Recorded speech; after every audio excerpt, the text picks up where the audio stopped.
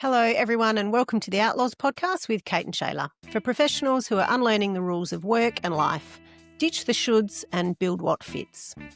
This week, on our segment of Outlaw Escapes, we're joined by Kate Cranney, a scientist, artist, and science communicator.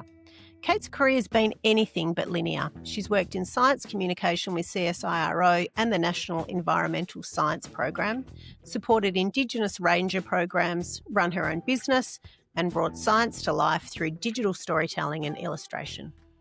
And she has a law degree too. She does. But earlier this year, she pressed pause on her career and set off on an 8-month adventure. So from hiking Patagonia to cycling 2,500 kilometres across Europe, she swapped deadlines and desk work for mountains, pastries and weather that tested her resilience in every way.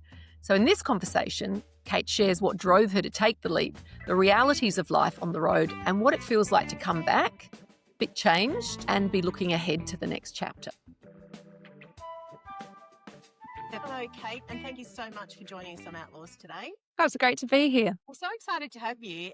I mean, let's just launch straight in. You've had such a diverse career. Can you give us a bit of a rundown on what it is that you've done? Yeah, sure. Well, it's great to be talking with two lawyers because that's kind of where my professional career started. So, first of all, I'm from a farm in Western Queensland, so that's kind of been a through line of loving being outdoors and working in a team. But I studied environmental science and law here in Brisbane, where I'm at the moment, at Griffith University, and loved it, and soon kind of worked my way into the policy side of things. So I worked at Queensland Government through university. But I quickly realised that I really loved working with people and more of the science side of things. So I've used a lot of the skills that I gained through studying law throughout my career, but I've really moved towards the science and science communication side of things. So I worked for a while in the Torres Strait with the Indigenous Ranger program there, which was a brilliant and rewarding opportunity. That was just terrific, working on country with the rangers up there who are doing amazing work. And then I moved down to Melbourne, studied a master's in science and did a lot of statistical modelling, which I thought for some reason at the time that I would enjoy. It wasn't my cup of tea, I quickly realised, but a very good skill to have nonetheless. But I found I'm out just that wondering whose cup of tea it would be, but certainly not mine there either. are people and they're I'm terrific sure. at it. And Right. I'm so pleased that there are people that like that, that Yeah. really enjoy that kind of thing. But it was then that I realised, so I was at the University of Melbourne, that there's such a thing as science communication. And after kind of doing quite a few things already early in my career, I was delighted that there was something that combined the kind of the logic and the reasoning and the more the cerebral side of science and working with brilliant people, and also the creative side. So I'm an artist and love writing, creative writing, and doing film and trying my hand at different creative things. So science communication, it brings both of those things together. It's also quite social too. So that's really where I've been focusing my career in the past probably 10, 15 years, working at CSIRO, the Australia's science agency, a national science agency, as well as different national and international not-for-profits who are focused on science. So the science communication, I didn't know that was a thing. So that is about, I guess, distilling some of those quite complex scientific ideas in a way that means that the general population can understand it. Exactly. It's a type of translation. So it's translating technical, complex science into interesting, accessible, engaging content. So everything from stories to videos, animations, drawings. There are folks that do science communication through the medium of theatre or comedy, is anything. And I love the kind of the awe and curiosity that's involved with it too. And not being a person who is that great at stats, I could kind of, when I was at CSIRO, for instance, I swooped in once all the kind of analysis and the data wrangling was done. And then I got to share amazing discoveries and interesting insights that the scientists have been working so hard at with the world, and that for me is the joy of science communication too, is I find this stuff so interesting that I feel very lucky in my work that I get to then share that joy and to share those stories and to help the scientists better communicate their life's work.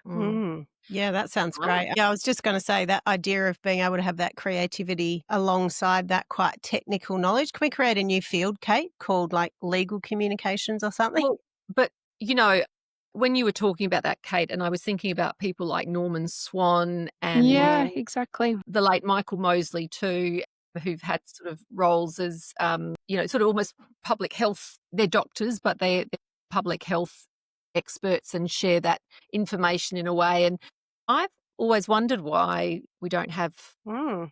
a law communication or a legal communication person. I mean, that is something that is equally as important, Kate, we're here to talk about your time off. But before we move to that, I was just curious to know a bit more. You said a bit earlier you used the skills you picked up in your law degree in your subsequent career as a science communicator. But can you talk a little bit more about what you mean by that or what skills you're thinking about there? Yeah, sure. So I think there's a few things. So I think the writing skills and the kind of logic and reasoning too, that's really honed during my law Yeah. degree. So, and then being able to confidently put a case forward too, like I'm just thinking back to the moot courts that we would do at university and having that experience was terrific. So it's being able to speak confidently in front of people and to argue a case, I suppose. And then also, I suppose there's the knowing the kind of policy and legal setting and backdrop to a lot of the work that I did afterwards too. So, Yeah, right. like a lot of the rangers were working on the, protected areas, and that's part of a commitment by the Australian government, for instance. So it's knowing that broader framework, and then that links to international law too, and that's something that I studied during my exchange in my undergraduate overseas. Like there are so many layers of, in this case, environmental law that were really useful for me to have back in the front of mind as I was working. But I think also those writing skills and having that credibility of a law degree too. Yeah. No, it's good to hear about that. But no, it's interesting.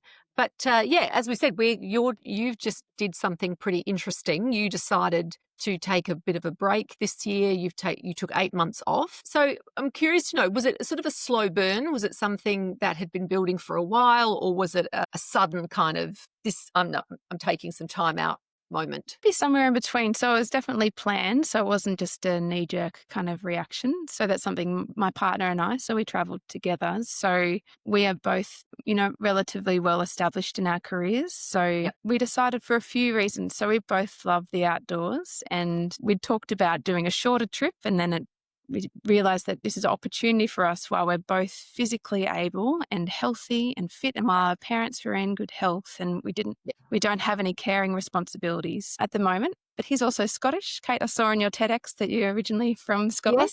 Yes. Yeah, that's right.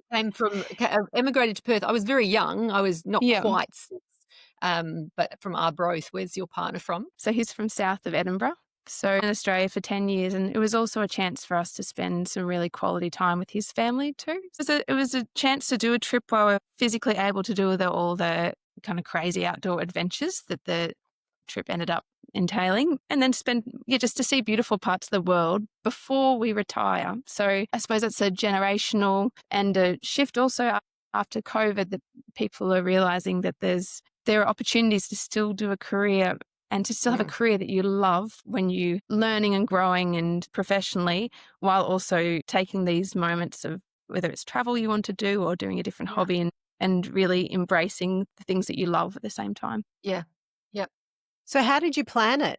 Were there places you wanted to go to aside from Scotland, or was it because you went to a whole raft of places? Yeah. Yeah. Tell us about the journey. Tell us about how long you went for and where you went. Yeah, sure. So we were away for 8 months in total.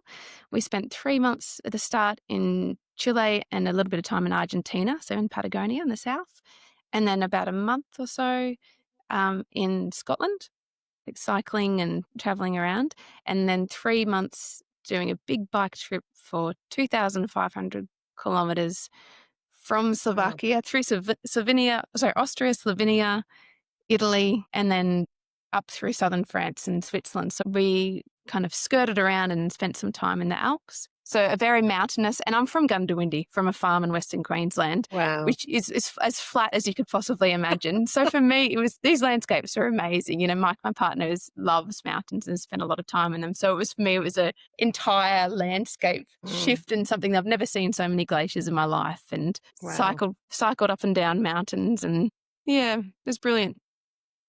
So that's massive. Tell us about how you started planning it. I mean, you obviously took bikes with you. Tell us about the practicalities of being away for 8 months. Yeah, so I also want to say at the outset, so I know that this podcast is brilliant in kind of sharing things that people might be curious about. But this is, for a lot of people, like, I feel very lucky that I was able to take 8 months off. You know, that's not a thing that's available to many people, to everyone. So not having those caring responsibilities, for instance, and having the means to do so, having saved up and living very simply while we were traveling. I mean, our form of transport were essentially pedal powered and camping and living simply. Neither my partner or I are real foodies, so that also helps. So we ate a lot of supermarket ravioli, also because we were pretty exhausted by the end of each day. But we traveled.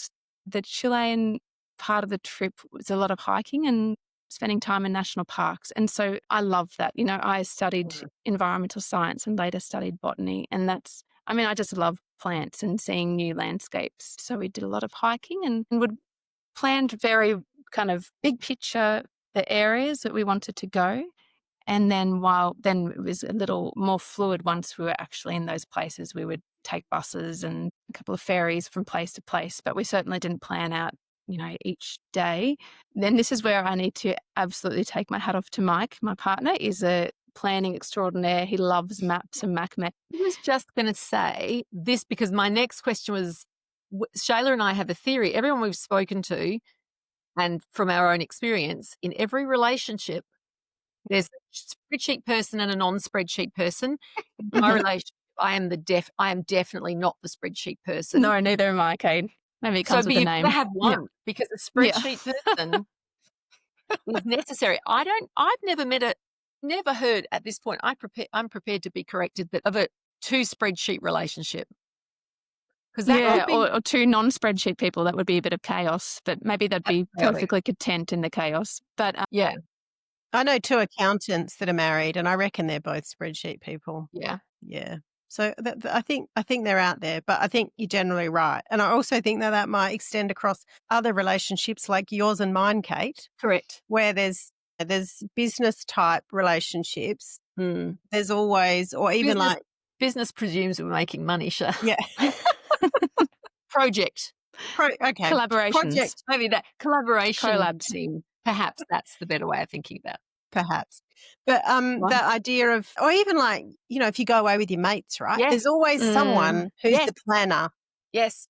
And in fact, when I did the Camino, when I finished up at my old job and took long service leave for 3 months, I walked, not the whole thing, but a fair chunk of the Camino de Santiago, which was exactly what was necessary at the time. And I actually ended up going with a friend who is a former accountant, now a lawyer. She's a reverse outlaw, actually. We should definitely get her on the podcast. But she was, as an accountant, former accountant, spreadsheet girl.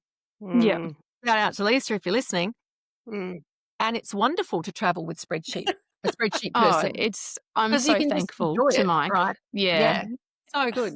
Yes. And I'm fairly easygoing generally as long as it's kind of outdoors and, you know, we're aligned. I mean, it's, you know, that's why we're a couple, but we both love the outdoors. We're not big city people. We don't need to like go to fancy restaurants. We just love being in nature. And I think too, if you rely on spreadsheet person, you can't then, well, this is my philosophy of traveling with my husband. He's spreadsheet guy and organizes it. I'm pretty amenable to everything because to me it's like, it's all good, it's all travel. So I'm not Yes. I don't think you can then go, you've organized it all, but I don't like what you've done. I think that is a good balance of, we should do a relationship podcast, but Shayla, theories of spreadsheets, write a book. Anyway. Spreadsheet people. Anyway, I'm getting off topic. But no, so you have a you're married, or your partner is spreadsheet person. Yeah. So it was pretty organised and then we kind of worked well together. But we both wanted to go to beautiful natural places. And I had done a cycle touring trip before through Eastern Europe, actually, many years ago. In 2018. So I knew that I enjoyed it.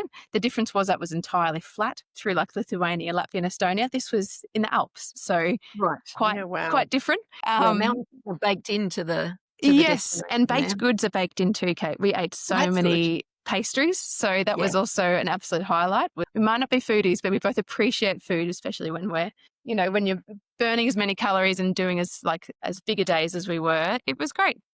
So it's fair to say, it sounds like, so you sort of saved up.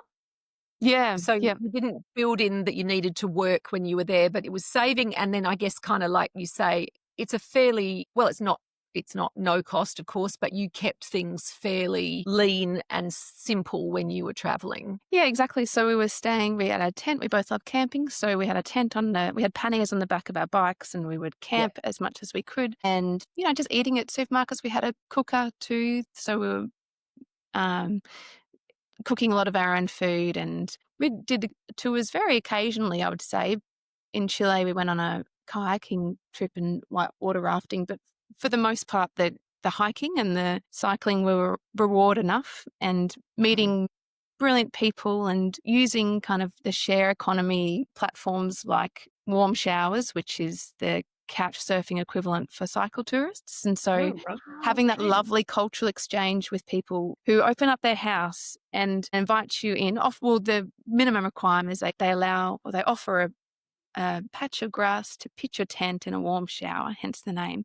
But most folks that we encountered say, come and have dinner with us and chat about your trip. And they shared stories of their amazing journeys, or they were in the past have stayed with folks who are elderly and their time of traveling is done, but they want the world to come to them. And so they get people from around the world to visit them. So there are all these avenues, and it's the cynical view would be that it's money saving, but it's the people who we met and the acts of generosity and the friendships too from staying with people who have similar interests. So there are ways to do it that don't cost the earth. That.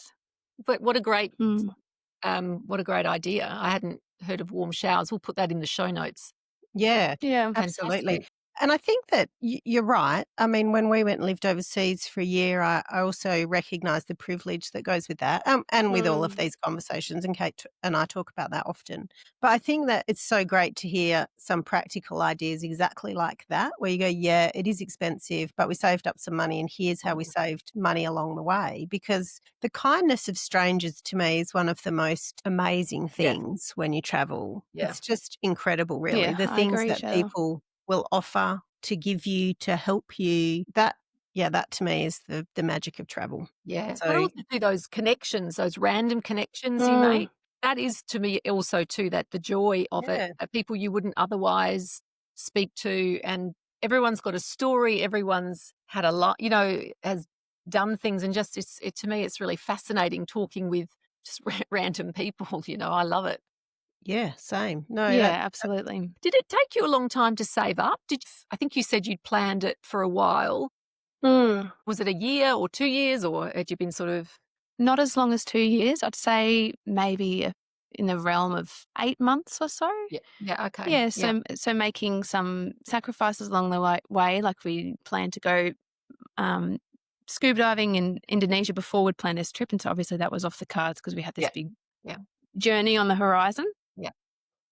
And then, I suppose we both live relatively simply too. So that was another factor. Yeah, it was less, we didn't have, just in terms of practicality of practical question, we didn't have the kind of, a budget that we were working up towards, and then we met that, then we left. But it was just a looser held idea of saving, knowing that we weren't going to be earning money for 8 months. And we also did talk about, do we work while we travel? And so I had done some consulting before for a year when I moved to Perth. And so I knew that world. And we both decided, well, it's just going to be a time-defined thing where we want to be fully present and be able to go for the multi-day hikes that we want to do when we're able. So we decided not to to do both at the same time would have complicated things in a way. If we'd decided to stay for a full year, for instance, I would have definitely pursued some work towards the latter end.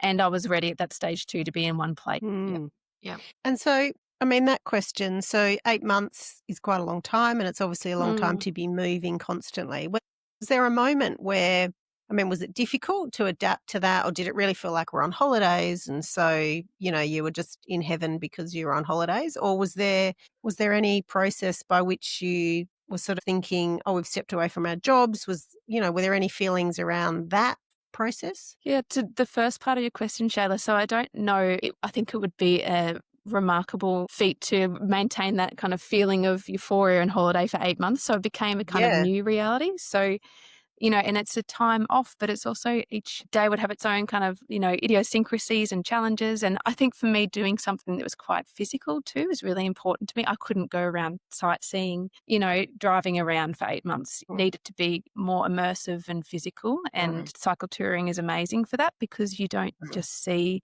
the beautiful, Latin quarter of a city and the beautiful countryside. You see everything in between. Yeah. You see the suburbs and folks, going about their Right. lives and you see the industrial area and the Mm, kind of all sides of a place, which mm. is brilliant. It's more of a three-dimensional experience and I really Yeah. enjoy that. There's something about the pace of it too. I'm not a Yes. cyclist, but I like to hike and walk.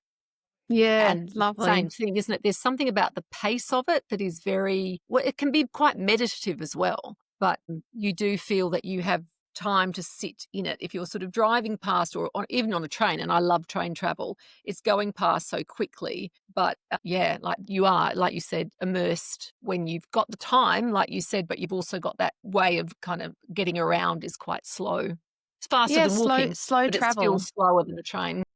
Yeah, I love hiking. Like of the two, like I love hiking the most and I love cycling too, but I love the slow meditative sense of hiking. But cycling can cover more Ks. And Mm. folks come talk to you too, like because you're a bit of a curiosity, which is nice as well to have that immediate conversation starter when you're traveling. So yeah, so there were challenges for sure. And I mean, being immersed and being outdoors so often, it means that you're also in the weather. So we had in Austria it was -1 or we're definitely in Oof. the minuses at night Wow. time, but there was like sleety kind of rain we were cycling through up and down these passes, alpine passes.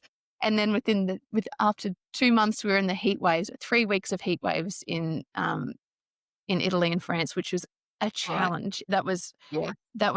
I mean, that's something that a big lesson from the trip is just that there can be these hard times that they eventually pass, but that was really difficult.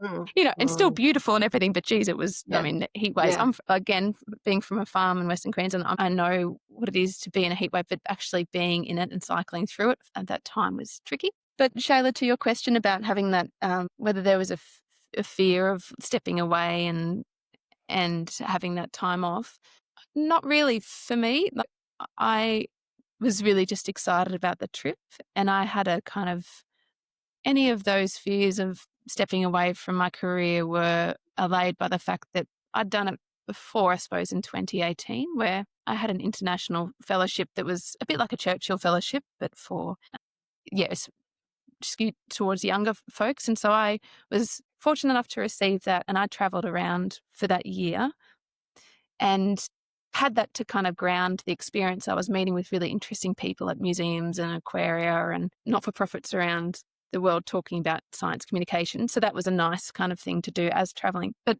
I knew that when I returned, then I started one of the best jobs I've had at the CSIRO. So I knew that time, like out in inverted commas or off, because it's so rich with experience. But for my line of work, and probably for many others, it's actually brings a dimension to your life and to your work that is richer. Your life is richer for Mm. it. My life is richer for it. And it helped me in my work because I was able to, talk about the places that I've been and meet people who might be working with from those areas or, yeah, Yeah, I it love built that. on what I already had done. Yeah. Yeah, and I think often, it's framed as you're taking a year off, but actually you're right. It's maybe just a year where you're not going to work, but actually you're learning so many other things. Mm. So it's a really nice reframe, I think. It's just around a different way of learning maybe rather than doing the usual work that you do. The other thing I wanted Yeah. to ask you, so you said you had your pannier where obviously all of your life was in there. What did that feel Yep. like? Was there a freedom associated with this is all that I need to live actually? And presumably you left behind a house or, apartment, whatever, where you had a whole heap of stuff. Was there a freedom in just being able to live with less? Yeah, absolutely. I mean, I feel like I get a lot of joy from that. Like I was wearing the same 3 shirts for 8 months. And don't get me wrong, I really enjoyed coming back and having a few more options. But there's something really nice about having everything that you need in the back of your bike. And yeah, and living that simpler life too, I think it made me even more grateful for the small luxuries. And,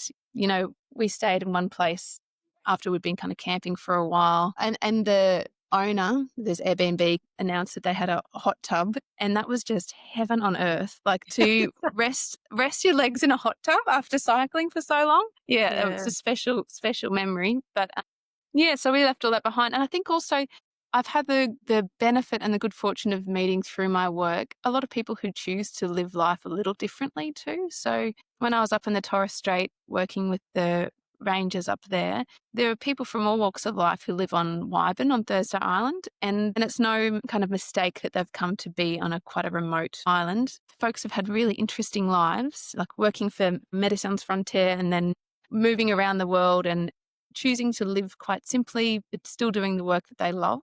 And so I think just having a few of those examples in my life of people who live a life that feels very rewarding and purposeful to them, but might not fit the mold of what you were taught, what some people might have been taught at an early age is the pathway to success. Yep. Yep. Yeah. So it sounds like you already have had sort of an exposure to different ways of thinking anyway. So, but did the trip make you think differently, even more than you already were? I guess, do you think differently about success after this trip, or were you already thinking differently? I had a lot of that beforehand, to be honest. And maybe that's what gave me the confidence to do it without any kind of existential angst around what that would mean for my career. But I think it's just a really positive feedback loop of the more that I do these things. And, it's not like it's both things. Like it's made me realize how important that kind of trip is to me, to do things like that and be courageous enough to put myself in the path of like kind of adventure and to make that happen for myself. And I love work. Like I love doing a really good job at my work and I get a lot of personal satisfaction of that. It made me realize, Kate, one thing is it made me realize, and we met a few of these folks who, hats off to them, I couldn't be a perpetual cycle tourist or traveler. Like you'd see on the news some people who traveled for 5 years across continents.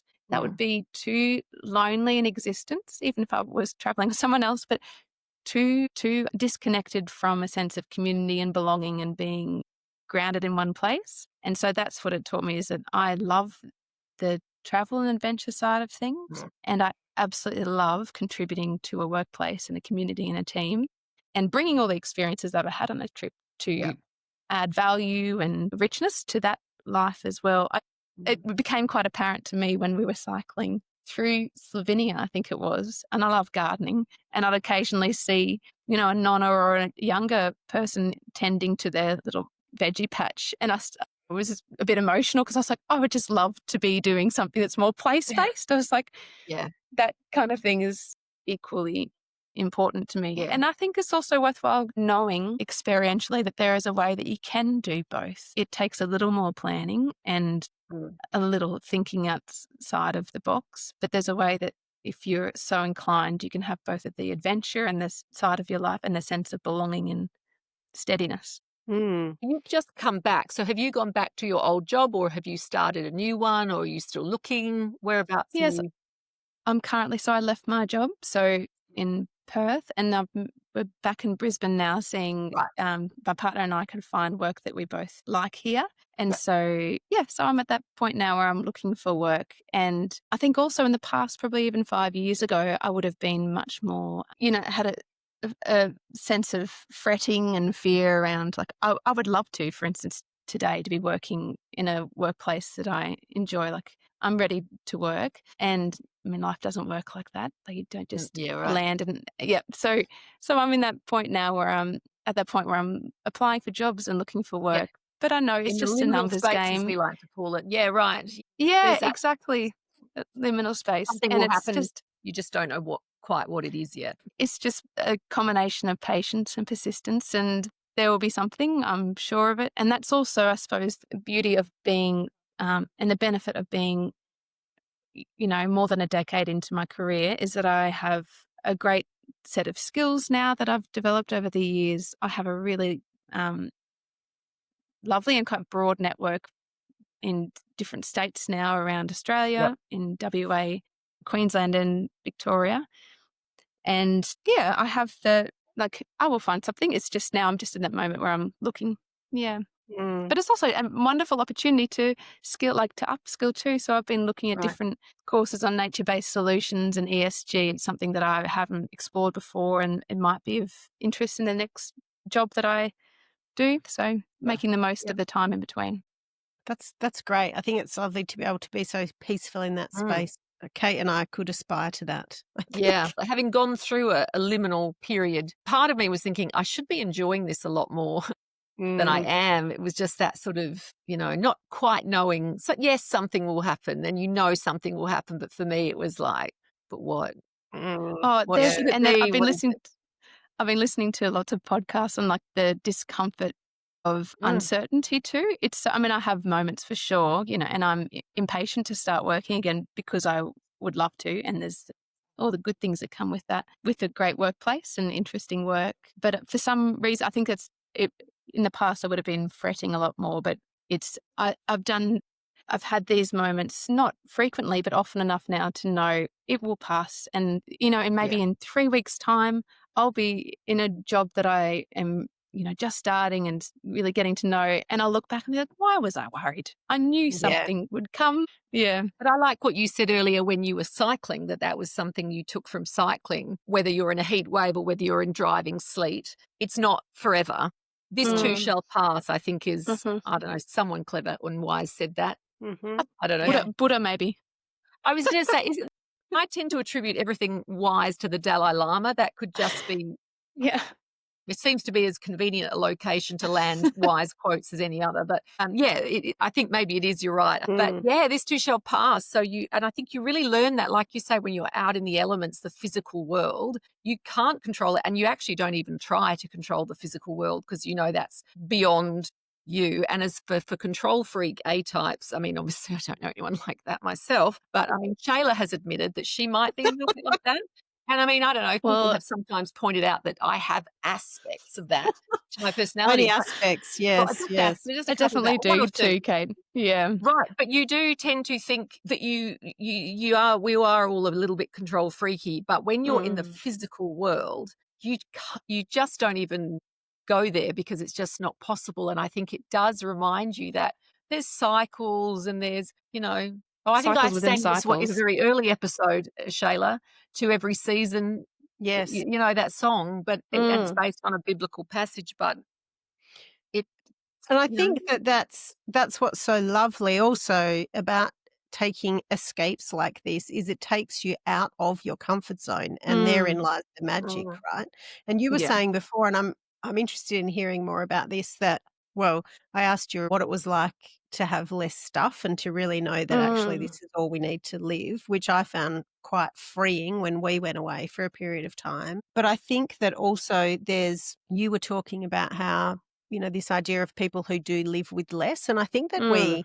because we're on this is what society expects and this is what we're supposed to do. And we buy a house and we, collect money and we collect things and we collect stuff. It becomes very consuming. And it's really lovely, I think, this idea of being able to go, well, actually, let's see what it's like to live with less. And let's Mhm. see whether or not I actually do need all the things that I thought that I needed previously. And we have a thing that we've talked about on the podcast called the backwards budget, Kate, which is really around trying to understand what it is or how much it is, how much money you need in order to live the life that you want. And of course, the more Mhm. that you're able to shrink your life down, you need way less money.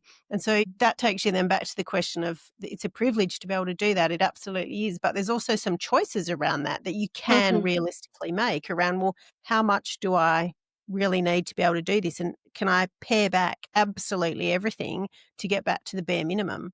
Yeah, and that kind of the sense of freedom, and also that it's not just in things, but it truly is like the richness of experience that Mike and I that we had on our trip was quite sublime, really. Like, we have so many memories now. Like, he's still traveling for another month, and just having that time now that I'm home and in one place in a warm, relatively climate controlled home, that like there are things now bubbling up. It's like all these memories and all these wonderful people we've met and quality time spent with Mike's family, and the joy of now having a little time as I'm applying for a job and spending time with my family here too. But I think, maybe that's part of too of like growing up on a farm is maybe part of that as well, of just for a long time having that value placed on time together and being in nature and seeing beautiful things. We went to places that were just magnificent, and then getting to camp so much, and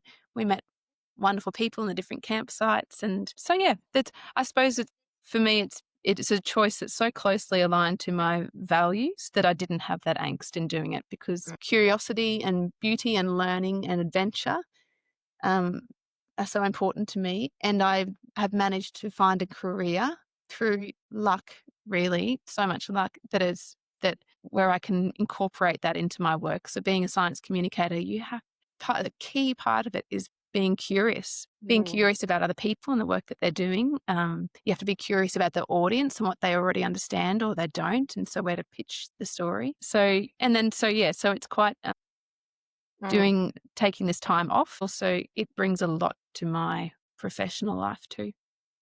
Sounds to me, and I don't know, Shayla, it just popped into my head, one of the books we have a series called Outlawberry, which I coined, and I wish I Excellent. hadn't. Yep. Yes, and one of the books we looked at was What Matters to You by Greta Bradman, which is a book about values and sort of thinking about your values. And it just occurs to me from what you're saying that you're someone obviously who is quite clear about what their values are.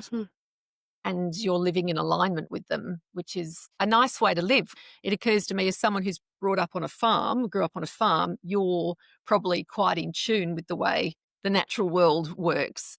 It's probably something that's quite inherent in you as well. But you seem like someone who is quite clear and in integrity with what your values are. I think that's right, Kate. But Kate, the other Kate, did say that she realised after 18 months of cycling that community was also 8 months. quite... Actually 3 months. Sorry. I wish I was that fit, Shayla. Okay. It sounds as though, and I agree with you, my Kate,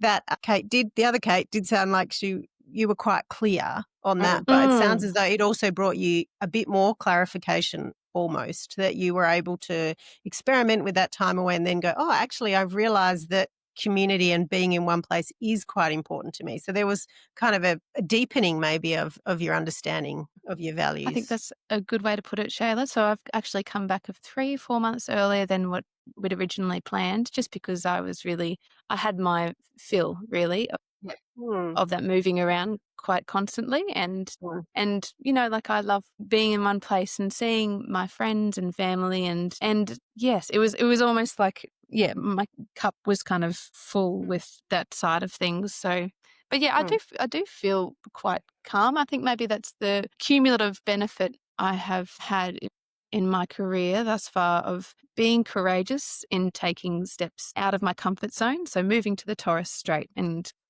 giving up my job here, permanent job in Queensland government as a young woman. I could have stayed there, but this opportunity arose, and then taking a leap and studying in Melbourne, and doing something quite different like stats and modelling, and then all of those, the cumulative kind of benefit of each of those decisions of being, and I know this is part of the byline for this podcast, is being intentional. And whatever lack of genes and upbringing, I feel like I have the courage and also the means and that privilege of being able to choose to make intentional choices around my career. And also this moment in this liminal phase, and who knows what the next thing will bring. I'm not there's no toxic positivity around it for me. Like, it's a tricky time too. I'm ready to work. Yeah. But it will be okay, and if it's not, then the next thing I will make a choice and the next thing will be okay. Yeah. I wonder though, But do you yes, feel as though there's been a when you go away and you do something as immersive as that and quite physical and quite demanding and quite challenging, is there an element of a perspective shift as well that actually you realize that kind of all this other stuff doesn't really matter in some ways? And I wonder if that allows you to be a bit more chill than you yeah, otherwise might have been. Because again, when we're in it, it's this self-fulfilling prophecy, right? You're surrounded by people to which their career is important and the next job is yes, important and who's got this promotion is important and have I ticked all of the boxes. But actually, when you're taken out of that for 8 months and you realize that the world carries on doing lots of other yeah, things, so what's true. going on in this microcosm of your career, I wonder if there's a perspective shift that comes with that as well. Yeah, definitely. And also a kind of the humility of, as you said, of things carry on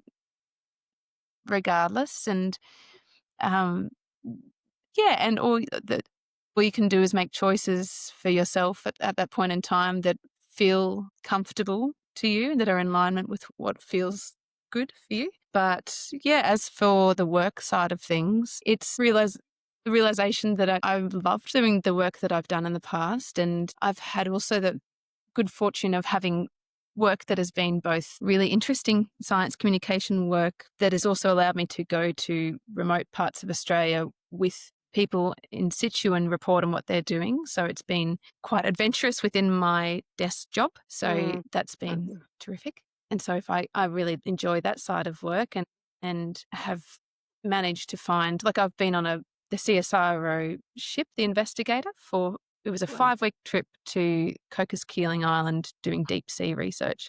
Wow. Brilliant stuff, like brilliant people on board, terrific crew.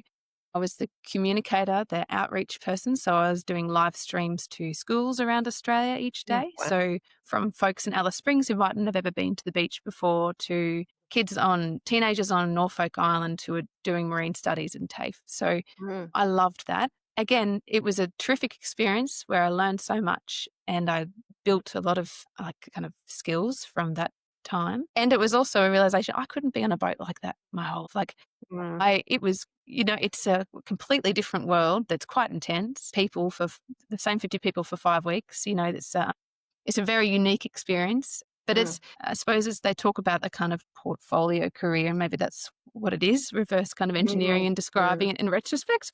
But yeah, It sounds to your quite question, Shayla, it's a distillation and a realization that these really are the things that I enjoy. And that's what I'll keep pursuing because it's not just the things that I enjoy, but it's where I thrive and I do really good work. If mm, I'm propelled from something inside that's really finds interest and is more of a wellspring of enjoyment, like my work yeah. with scientists, I find it so interesting. And my enthusiasm for their topic means the stories that I write and the content that I create is infused with that enthusiasm, I hope, I Yeah. think. Yeah. And I mean, so our last Outlaw Brewery book was called Tiny Experiments, which was Yeah. really, I think, exactly what it is that you're talking about, Kate, is these try things, try and get on a boat or ship for 5 weeks and see what Mhm. that's like. And what did I learn from that? And which bits of that do I want to carry on with and which don't I want to carry on with? And going Exactly. away for 8 months is similar. Let me try Mhm. this. You tried a few things. Actually, you realize that you might come back a bit earlier because you'd had enough of that constant moving. And so that's what you learnt. And so it sounds to me as though you're really great actually at doing that, Mm. that your Well, career's been that all constant experiments. and there's a quote from Tim Minchin where he gives his University of WA Yes. address, graduation That is address, which is brilliant. I the listen best. to it like probably Yes. once a month, I would say. It's so But good. I know it's exactly the one. so And good. yeah, Add it to your run show my notes because little it's intellectual run, he says at one yeah, point too about does about the matter. importance of That is brilliant. exercise. Yes, yes. I love it when he says, "No, I'm sorry, art students. The PE students were right." Yeah, it's so good. It's brilliant, Brilliant. and there's a part in it where he talks about the pressure for folks to have like a dream, a goal, like one big thing on the horizon they're working towards. And he said that that's never really worked for him as a concept, and instead he talks about being micro ambitious, and so putting your head down and working with passion and dedication for short-term goals. And so there are just different ways to frame it. Like someone could look at my career and say, like, gee, she's moved around everywhere, Torres Strait, Melbourne, Solomon Islands, PNG, where, like Perth, like where is she just a vagabond? It was like, it was quite intentional, strategic, sometimes with a bit of luck and things, a lot of luck thrown in, but I worked hard at each of those jobs and learn as much as I can. And then when the time comes, and I bring that to the next opportunity, and I hope that keeps happening, because that's the joy in it for me. And I suppose a measure of success is, am I still really enjoying this and learning from it? And am I adding value? And am I learning about the world and myself through my work? Because it's such a big part of one's life, and I could never just travel indefinitely. I couldn't, if I was given the opportunity to retire today, I wouldn't, because I have had such interesting experiences within my work and my career. Yeah, that's really great. So good.